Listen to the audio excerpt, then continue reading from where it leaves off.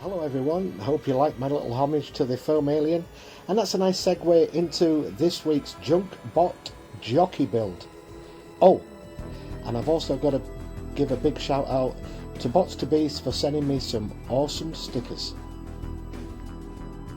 So I've just grabbed some scraps of XPS foam and make a quick base for everything to sit on.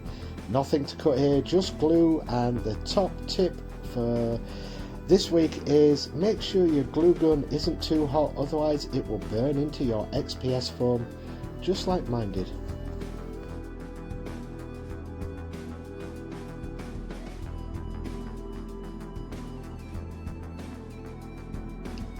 So what I'm going to do here, I'm just going to mark out where I want the headrest to sit, and I'm going to cut it out. Top tip again is use a sharp blade, because this XPS foam will blunt your blades so very quick.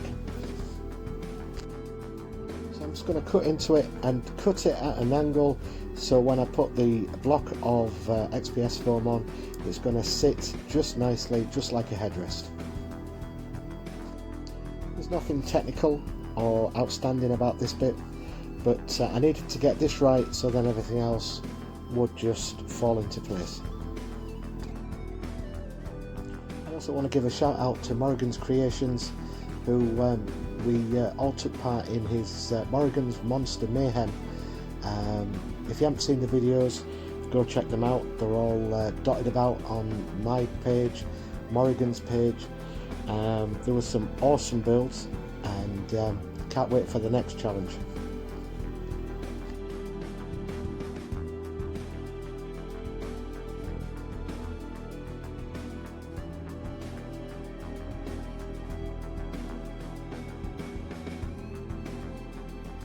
So once I've glued the headrest into place, I'm then going to start to size up with the skeleton.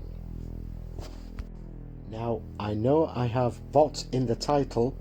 Let's just pretend that this skeleton at one point was an android and over thousands of years has decayed, leaving a skeleton frame behind.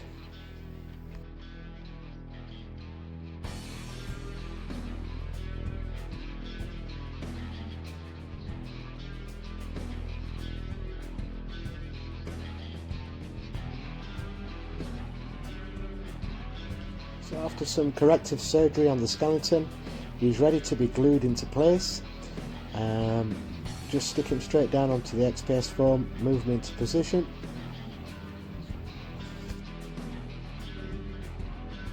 And then another little nip and tuck is needed before I place a blankie over him to keep him warm, and he's ready for his nap. I'm just going to use some EVA foam for the blanket just to cover the bottom half of his non-existent body. Then it's just a case of cutting out various sizes of thin cardboard or cardstock before gluing them onto the XPS foam using strong PVA tacky glue. I'm using this as it's quick and easy on the panels, and it won't melt the XPS foam.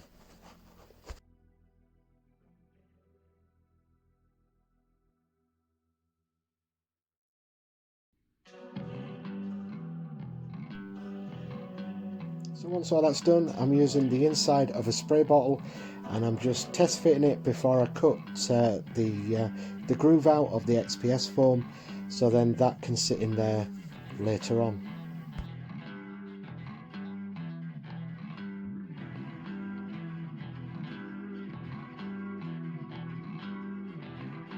And then it's just adding the details.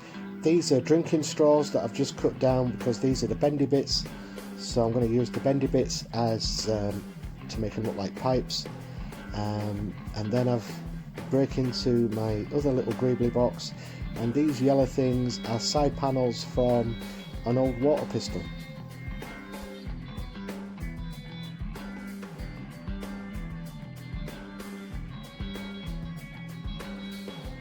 Next, more cardstock cut into tiny little squares that I'm just going to put onto the paneling just to give it some more details.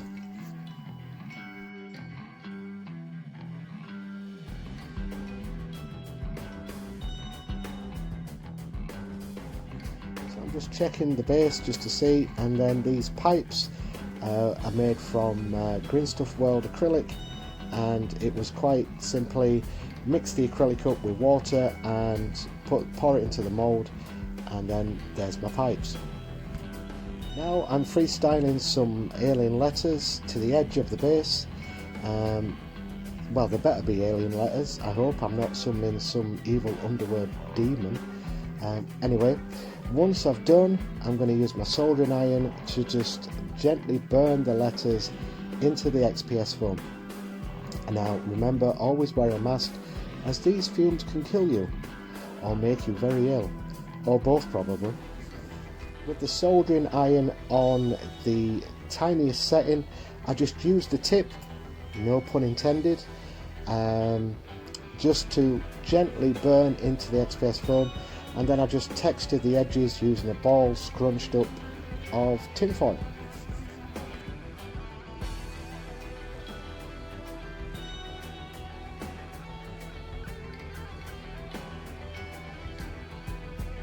So it's time to greebly the model up, and I'm just going to use various beads around the model, and then just add my go-to favourite thing, sticky gems, or adhesive gems as their correct terminology, and just to give it some more sort of detailing and points of interest. I used a cheap nylon clothesline from the Euro store or dollar store to use as the piping, simply because it was easier to mould around the model and get it to sit exactly where I want it to sit. And I just hot glue it into the beads and just connect the beads to the next bead. I seal the entire model using a mixture of black paint and Mod Podge, just to stop the cardboard from peeling and coming away from the model. Oops, made a boo-boo. Gotta keep that skeleton as clean as possible. It's dry brush time. I'm just going to use some burnt sienna and just going to go over the lettering before all over the main body of the model.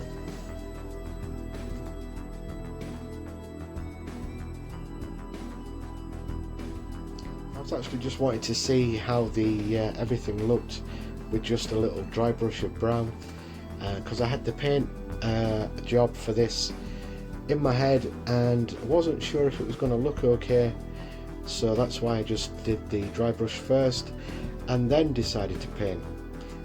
It's my rules, my model, I can do it how I want, back to front as usual. And I often do this with my models. I'll have an original colour idea in my head, and then halfway through the build or halfway through the painting, I'm then thinking maybe I could paint it a different colour. So I'm kind of like half and half, 50-50 at the moment, before I finally break out a heavily watered down yellow ochre or ochre colour. I'm just going to paint everything with this, and it's not too thick, that's why I wanted it watered down, just to give it that sort of light coat.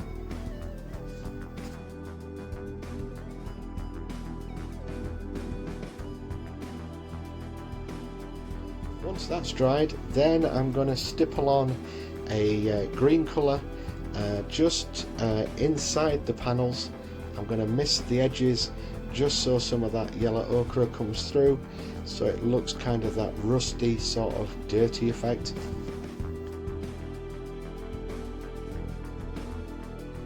And as you can see, I'm just stippling it on very lightly and just keeping within all the little panels and grooves on the model.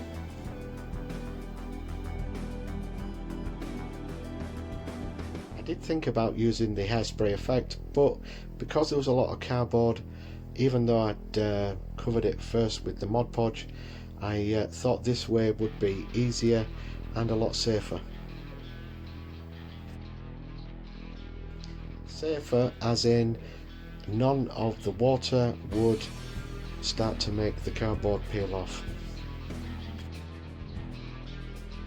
Then I hit the model with another dry brush, this time using a latte colour, just to try and hit all the edges and to make things start to pop and stand out.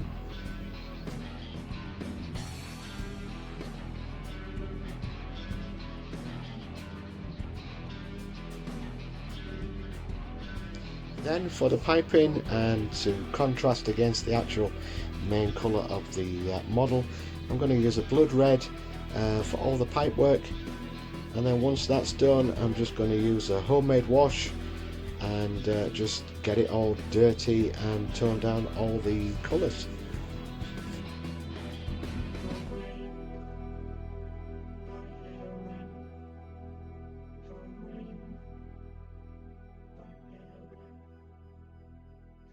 And then once all the wash is dry, I add the breathing chamber, which is a lid from a pencil sharpener, and the pipe is from a drain cleaner.